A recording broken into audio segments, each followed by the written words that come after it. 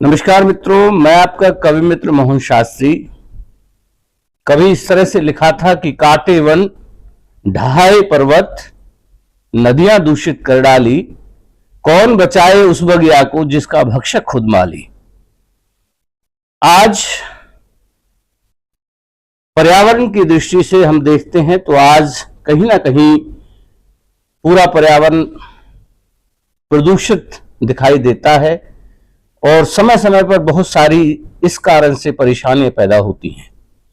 लेकिन कुछ ऐसे लोग भी हैं जो इस पर्यावरण की सुरक्षा में, रक्षा में तन मन धन से लगे हुए हैं। और आज इसी कड़ी में मैं पहुंचा हूं आदरणीय श्री मनेंद्र सिंह जौहर जी के पास, जो कि सेव अरावली ट्रस्ट के माध्यम से आज हमारे अरावली श्रृंखला को बचाने का अहर्निशम प्रयास कर रहे हैं। सर, आपका हार्दिक अभिनंदन है, आपका स्वागत।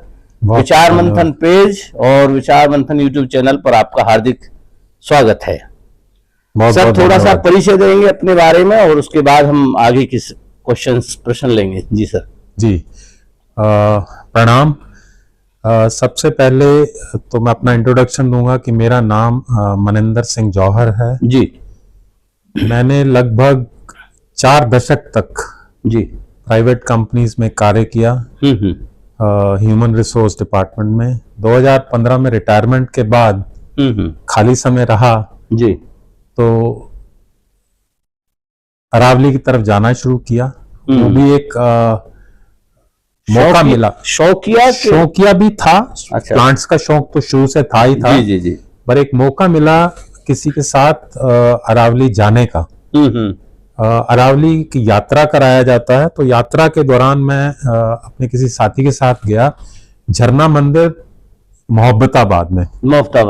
जी जी जी। जब मैं वहां गया तो मैं एकदम से हैरान हो गया कि फरीदाबाद में इतनी सुंदरता है। इतनी सुंदर जगह, बहुत सुंदर जगह, और झरना बह रहा है अभी भी। जी। तो उस दिन से मुझे अरावली के साथ जैसे कि एक जुड़ाव हो गया और मैं लगातार अरावली में जाना शुरू किया। इन लोगों के साथ अरावली, जिन्होंने अरावली की सेव अरावली ट्रस्ट की शुरुआत की थी, उनके साथ मैं जुड़ गया। कौन सदस्य थे उसमें सर? सेव अरावली ट्रस्ट को शुरू करने वाले जो हैं ट्रस्टीज, जिन्होंने लगभग 12 साल पहले इसको शुरुआत की जी, वो है जितेंद्र भटाना जी, यश भटाना जी और कैलाश भिधुड़ी जी। जी जी। ये तीनों लोग जो हैं इसी एरिया के, पाली गांव के, अनखीर गांव के आसपास के रहने वाले, उसी क्षेत्र के हैं।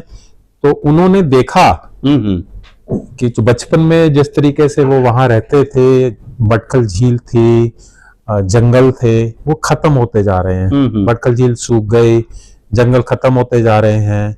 माइनिंग इतनी ज्यादा हो रही थी, सारे के सारे ही जंगल नष्ट कर दिए गए। तो इनको लगा कि ये अगर इसी तरह चलता रहा तो ये तो हमारे को सांस लेना भी मुश्किल हो जाएगा। अरावली के बारे में हम सबको पता है कि ये अरावली एक ऐसी पर्वत श्रृंखला है कि इसने हमारे रेगिस्तान के फैलाव को रोक रखा है। अगर ये इस जगह पे नहीं हो, दिल्ली से लेके गुजरात तक जाती है पूरी श्रृंखला, सबसे लंबी श्रृंखला है। अगर ये यहाँ ना हो तो राजस्थान का जो रेगिस्तान है, जो डेजर्ट है, वो सारा यहाँ फैल जाएगा और हम यहाँ पर रेगिस्तान में रह रहे होंगे। इसने रोका हुआ है, तो इसको बचाना जरूरी है।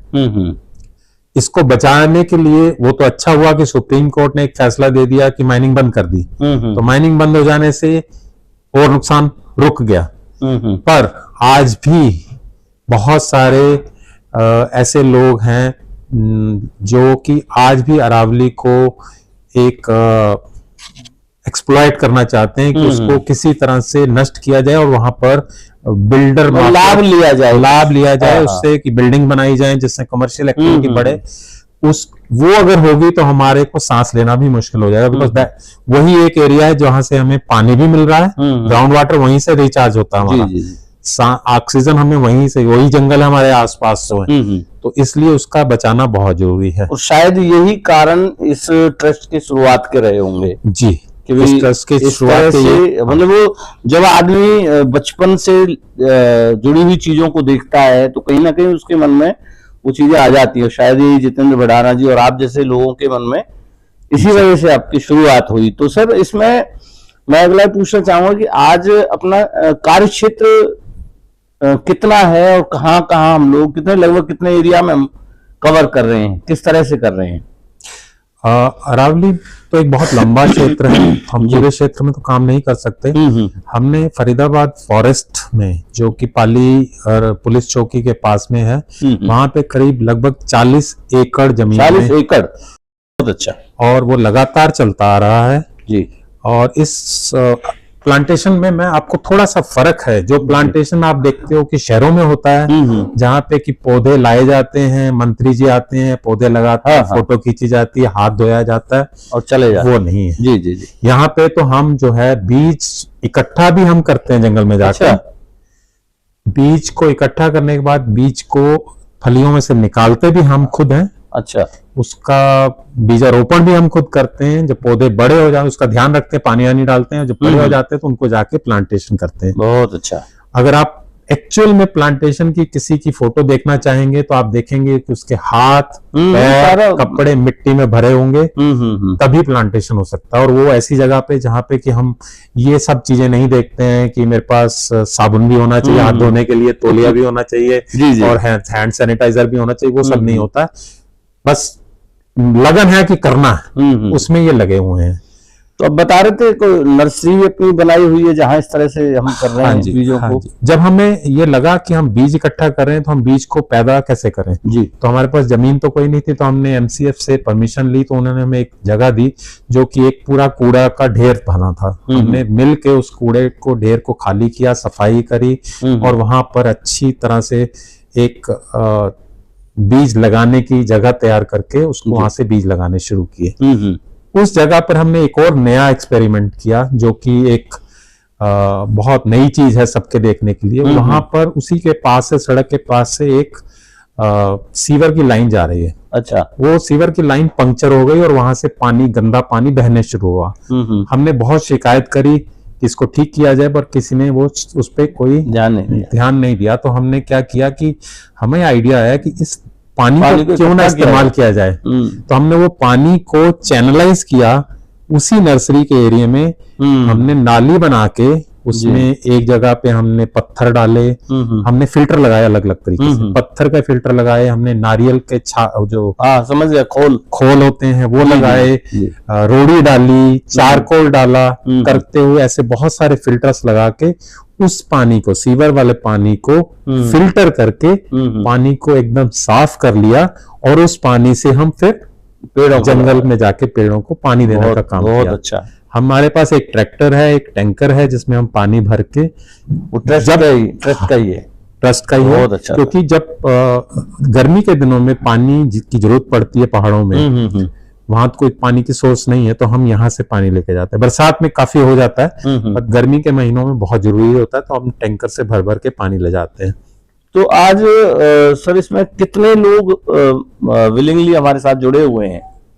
देखिए ऐसा है, एक हमारा कार्यक्रम है अरावली यात्रा का जी। वो हम अरावली यात्रा का एक उद्देश्य ये है कि हम लोगों को अवेयर कराना चाहते हैं, अरावली के बारे में बताना चाहते हैं कि ये क्यों जरूरी है जी, और इससे नुकसान क्या, मतलब अगर इसको हटा दिया जाए, खराब कर दिया जाए तो नुकसान क्या होगा। तो उसको बताने के लिए हम लोग क्या करते हैं, महीने में एक बारी बहुत सारे लोगों को जो भी आना चाहता है उनको लेके एक नेचर वॉक कराते हैं, अरावली के जंगलों में ले जाते हैं और वहां जाके उनको उनकी सुंदरता दिखाते हैं और वहां पे क्या हो रहा है उसको दिखाते हैं, नुकसान क्या हो रहा है वो भी दिखाते हैं, और अगर इसको बचाना है तो कैसे। क्या इसमें स्कूल भी शामिल हुए? नहीं, स्कूल भी शामिल होते हैं जी, यूनिवर्सिटीज भी हैं, कॉर्पोरेट्स भी हैं, बहुत सीनियर सिटीजन्स भी आते हैं, बहुत छोटे छोटे बच्चे भी आते हैं, ये पेरेंट्स भी आते हैं। इसलिए पूछा स्पेशल क्योंकि वो भविष्य है, वो अगर देखेंगे तो उनको तो बहुत अटैचमेंट ऐसे ही होगा जैसे आप लोगों को हुआ। हाँ जी, बहुत सारे बच्चे आते हैं पेरेंट्स के साथ, अगर पेरेंट्स आ रहे हैं तो बच्चे भी आते हैं, और बच्चे अकेले नहीं आ सकते इसलिए पेरेंट्स भी साथ आते हैं, तो वो एक बहुत अच्छा माहौल सा बनता है। और उन बच्चों की क्यूरियोसिटी बहुत ज्यादा होती है, बहुत क्वेश्चंस होते हैं, हमारे से पूछते हैं कि ये इसको कैसे बचाया जाए, और हम उस यात्रा के अंत में फिर वो बच्चे ही खुद बोलते हैं कि मैं हर बार आऊंगा और पौधा लगाऊंगा और इसको बचाने की कोशिश करूंगा, क्योंकि स्कूल भी वही एम्फसाइज कर रहा है, स्कूल से भी हो रहा है और वो उधर से प्रैक्टिकली हमारे साथ जुड़ जाते हैं। तो इस तरीके से हमारे पास लगभग 10,000 वॉलंटियर्स हैं। अच्छा, पर वो एक्टिव नहीं है, जो हैं आए हैं हमारे साथ हैं, हम अगर बुलाएं तो आ भी सकते हैं, पर बहुत एक्टिव जो हैं वो हैं करीब 50 लोग वॉलंटियर्स हैं जो कि हर सैटरडे संडे आते रहते हैं। और जो कोर टीम है हमारी, जो कि बिल्कुल हम जिनको हर एक को एक एक रिस्पॉन्सिबिलिटी दे रखी है टीयर्स की, वो हैं करीब 15 लोग। जी जी, वो एक कॉर्पोरेट की तरह हम इसको चला रहे हैं। एक हमारा आदमी है, वॉलंटियर है, जो कि सिर्फ आईटी देखता है। अच्छा, एक है जो सिर्फ फाइनेंस देखता है, एक सिर्फ लीगल देखता है, एक एचआर देखता है, एक सोशल मीडिया देखता है, एक मार्केटिंग देखता है। आपने अपने सारे स्किल उसमें लगा दिए। पूरे डिपार्टमेंट्स की तरह काम होता है। जी जी जी, और वो बहुत क्वालिफाइड आदमी है अपने अपने एरिया में। डाटा एनालिस्ट हैं। अच्छा, तो वो जो लोग हैं वो अपना कंट्रीब्यूशन दे रहे हैं। उनके नाम अगर लें तो बड़ा अच्छा लगेगा सभी के। हाँ, जो भी लोग मेन जो हैं। आईटी में हमारे साथ हैं धीरज जी हैं। धीरज जी हैं जी। फाइनेंस में तो यश भड़ाना जी ही खुद हैं जी। सोशल मीडिया में मेरे पास नीरज हैं जी, पंकज हैं। डाटा एनालिसिस में मेरे पास विरद हैं। वीरभान जी का मैंने वीरभान जी का जिक्र किया था, वो प्रिंसिपल रिटायर हुए हैं आईटीआई से। वो वेस्ट टू वंडर का पूरा संभालते हैं। वो बच्चों को जब हम प्लांटेशन सिखा रहे हैं तो वो वेस्ट टू वंडर भी सिखाते हैं साथ में। तो बच्चे उससे बहुत ज्यादा अट्रैक्ट भी होते हैं। सोशल मीडिया के लिए मैंने बता दिया, कॉर्पोरेट कम्युनिकेशन के लिए संवेदना मैडम है, जो सिर्फ वॉलंटियर से कनेक्ट करना है। जी जी जी। तो इस तरह, और मैं तो प्रेसिडेंट की पोजीशन पे हूँ, और मेरे साथ एक कृष्णा जी हैं, वो एचआर देखती हैं। इस तरह से बहुत सारे पूरा ग्रुप अच्छे लोग वहाँ। कैलाश जी लीगल देखते हैं। तो इस तरह से बहुत सारे लोग हैं। एक हमारे राज दीपांकर घोष जी हैं, वो नॉलेज के एक्सपर्ट हैं। जगमोहन यादव जी हैं, वो नॉलेज बहुत है उनके में, एनवायरमेंट की नॉलेज है। तो इस तरीके से ये सब लोग हमारे साथ मिलके हम एक बहुत अच्छा कार्य कर रहे हैं सर आप। और मैं यहाँ पर ये पूछना चाहूंगा सर, हम वहाँ रावली में कौन कौन से पेड़ मुख्य रूप से उगा रहे हैं जो वहाँ के वातावरण के अकॉर्डिंग हो जाते हैं, और उनकी मतलब देखभाल भी भले ही कम करनी पड़े। हाँ जी। तो जो मैं इन अरावली के जो नेटिव पेड़ हैं, जो वहाँ के ही पेड़ हैं, उनको ही लगाने की कोशिश करते हैं, जो कि रौंज है, जंगल जलेबी है, देसी पापड़ी है, बबूल है, ढाक है, और इस तरीके के पेड़ जो वहाँ हो सकते हैं, आसानी से हो सकते हैं, जिनको ज्यादा केयर की जरूरत नहीं पड़ती है। और दूसरा काम ये करते हैं, जो कि सरकार फॉरेस्ट डिपार्टमेंट भी कर रहा है, कि जो वहां पे विलायती कीकर है, जिसका वहां पे कोई फायदा नहीं है, वो नुकसान ही करता है। और एक मोन्टाना नाम से लेंटाना नाम से एक पौधा होता है जिसमें फूल निकलते हैं, वो उसका भी कोई जानवर नहीं खाता, उसको कोई पक्षी नहीं खाता। अच्छा, उसको हटाने की कोशिश कर रहे हैं। उससे मैं यहाँ पूछना चाहूंगा कि आपने 12-15 साल हो गए हो, तो उसमें वहाँ के एनवायरनमेंट में या पशु पक्षियों में आना या कुछ परिवर्तन देखा ऐसा? हाँ जी, आपने अच्छा पूछा। हमने बहुत सारे पानी के जौहर भी बनाए वहाँ पर। अच्छा, 21 जौहर बनाए हैं सरावली में। बहुत अच्छा। तो 21 जौहर बनाने से वहां पर वो पुराना समय आ गया कि जानवर आके वहां पानी पीते हैं। अगर वो जौहर खत्म हो गए थे तो वहां कोई जानवर नहीं आ रहा था, जानवर चले गए थे। पशु पक्षी बर्ड्स कोई नजर नहीं आती थी। अब हम देख रहे हैं, और पर्टिकुलरली बरसात के दिनों में वहां पर जिस तरीके के इंसेक्ट्स नजर आते हैं, बटरफ्लाईज, ये तितलियां नजर आती हैं, पक्षी नजर आते हैं, और इवन स्नेक्स भी नजर आते हैं, नील गाय नजर आती हैं। अच्छा। और अभी तो रिसेंटली तेंदुआ भी देखा गया। अच्छा। तो इसका मतलब यही है कि ये जानवर वापस आ रहे हैं, क्योंकि उनको वो एनवायरमेंट दोबारा से मिलना शुरू हो गया जो पहले खत्म हो गया था। जी। तो मैं सर एक चीज और पूछूं यहाँ पर, जैसे हम कह रहे हैं 40 एकड़ में हम कर रहे हैं, तो क्या कोई ऐसी एनजीओ दूसरी तरफ भी कहीं लगे हुए होंगे लोग, कभी संपर्क हुआ हो, एनवायरमेंट में बहुत सारे एनजीओ काम करते हैं, पर वो ज्यादातर शहरों में करते हैं। अच्छा, शहर में प्लांटेशन का काम करते हैं। हम वो नहीं करते, हम लोग जो है पहाड़ी एरिया में कर रहे हैं। हम जो हमारा लंग है, जो हमारा फेफड़ा है इस एनसीआर का, उसको रिवाइव करने की कोशिश करते हैं कि वो हमारा वहीं का वहीं रहे। बिल्कुल। और वो जो नुकसान हो चुका है उसको भरपाई करके उसको ठीक करने की कोशिश कर रहे हैं कि वो उसी हालत में वापस आ जाए। बहुत अच्छा सर। आप तो ये हम हर साल बढ़ते जा रहे हैं। 40 एकड़ एक ही बार में तो नहीं हुआ, धीरे धीरे करते हुए। और इस जुलाई अगस्त अभी इसी साल में हमने 10,000 पौधे अभी प्लांटेशन नए पौधे लगाए हैं। और एक और नई चीज हमने शुरू की कि पौधे ना लगा के हमने क्या किया कि वहीं पर ही थोड़ा सा नालियां बना के जी सीधा ही बीज डाल दिए। अच्छा, तो वो नालियों में भी पानी भी रुक सकता है बरसात से, और नालियों में मिट्टी उनको मिल जाती है, तो वो बीज वहीं पर जाता है और वहीं पौधा हो जाता है। तो ये कोशिश भी हम कर रहे हैं। इससे क्या है कि हमारा वो पौधा नर्सरी में बनाने की अपेक्षा वहां जल्दी हो जाता है। उसको मूव नहीं करना पड़ता, उसको वहां से लाके यहाँ नहीं लगाना पड़ता, वो वहीं पे सीधा ही पैदा हो जाता है। तो ये भी कोशिश हो रही है। बहुत प्यारा सा क्वेश्चन मेरे मन में आ रहा है, इसमें खुशी कितनी होती है? सच बताइएगा। खुशी तो जब भी जाता हूँ, जो पौधा अपने हाथ से लगाया उसको बड़ा देखता हूँ, नया पौधा, नया पत्ता उसमें निकलता है ना, तो अच्छा लगता है, बहुत अच्छा लगता है। वो दिल करता है उसको हक कर लो, गले लगाने का दिल करता है। और सबसे अच्छी चीज है नई नए इंसेक्ट्स, जो जानवर हैं, कीड़े मकोड़े हैं, वो वहां देखने को मिलते हैं जो कि आपको नहीं मिलेंगे। स्पाइडर मिलता है, स्पाइडर ने पूरा वेब बना रखा है, वो बहुत सुंदर लगता है, वो यहाँ बाहर नहीं मिलेगा। झींगुर की आवाज आती है अच्छी सी, तो वो बाकी जगह नहीं मिलती है। कभी कोई ऐसा इंसिडेंट भी हुआ जिसमें कोई जंगल में आप हैं, वहां कोई ऐसा जानवर आ गया हो जिससे कुछ? नहीं, कभी नहीं हुआ। ऐसा जनरली देखा ही जाता है कि जीव वही हमला करता है जहां पर उसको खतरा हो।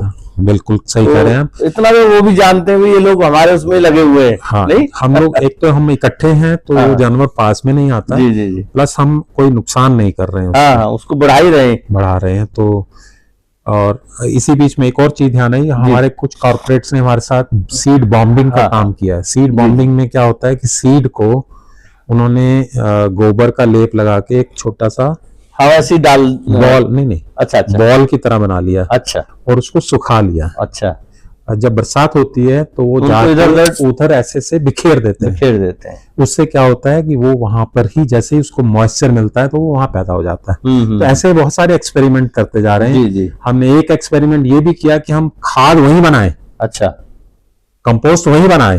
तो हमने सब्जी मंडी से जा जाके कूड़ा इकट्ठा किया है। अच्छा, और कूड़ा सूखे पत्ते ले जाके वहां पर गड्ढा खोद के वहां दबा दिए।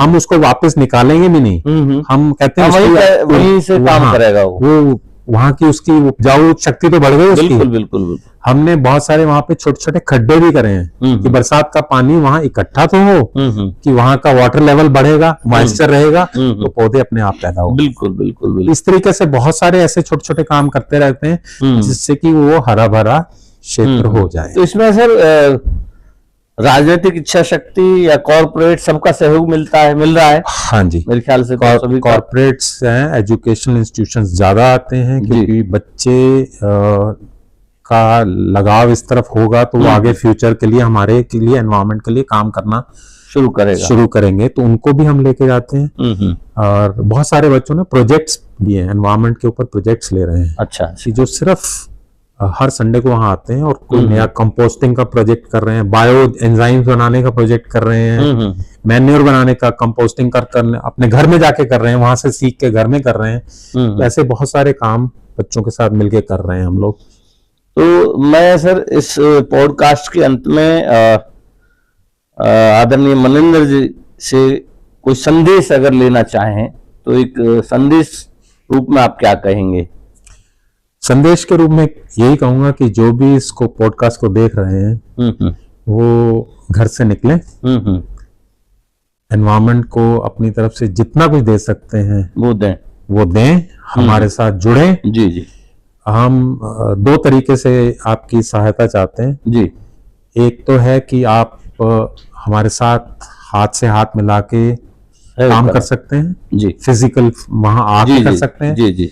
अगर वहां नहीं आ सकते, कई लोग जो है थोड़ा दूर रहते हैं, वहां नहीं आ सकते हैं जी, तो वो आज के जमाने में सोशल मीडिया के थ्रू जो हमारे संदेश जा रहा है उसको प्रचारित कर उसका प्रचार करें, उसके बारे में अपने कमेंट करें, उनके बारे में कोई क्वेश्चन है तो पूछें हमारे से, और इस चीज को फैलाएं सो दैट ज्यादा से ज्यादा लोग इसमें जुड़ते रहें। क्योंकि एक आदमी तो ये काम नहीं कर सकता, सभी को करना है, सभी को जुड़ना है, तभी ये काम हो पाएगा।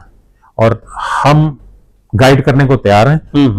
मैं भी इसी तरह ही जुड़ा हूँ एक अवेयरनेस के थ्रू ही, और बहुत और अच्छा होगा। तो मित्रों, आज हमारे साथ हैं आदरणीय श्री मनेंद्र सिंह जी, जिन्होंने सेव अरावली ट्रस्ट के विषय में, उसकी कार्यशैली के विषय में, कि वहां क्या क्या हो रहा है उस सब के विषय में बताया।